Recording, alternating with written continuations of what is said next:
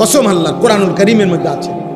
প্রত্যেক জাহান্নামী আল্লাহকে বলবে জাহান্নামে যাওয়ার আগে, আল্লাহ যাদের কারণে আমি জাহান্নামী হইলাম ওদেরকে আমি একটু দেখতে চাই, আমার সামনে একটু আনতে হবে। আল্লাহ বলবেন কেন?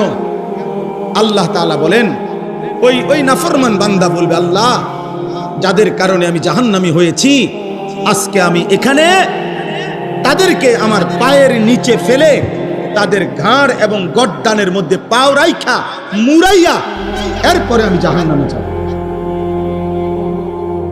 আজ আমি ওই বাপকে বেইজ্জতি করব যে বাপ আমাকে আল্লাহ চিনায় না। আমি 6 বছর বয়সে আমি জিজ্ঞাসা করতে চাই, আল্লাহ আমার আব্বাকে আমি কি অপরাধ করছি যে আব্বা আমার দিন শিখায় না? আল্লাহ চিনায় নাই কেন? আমি 7 বছর বয়সে তো গাউরা ছিলাম না। আমার বয়স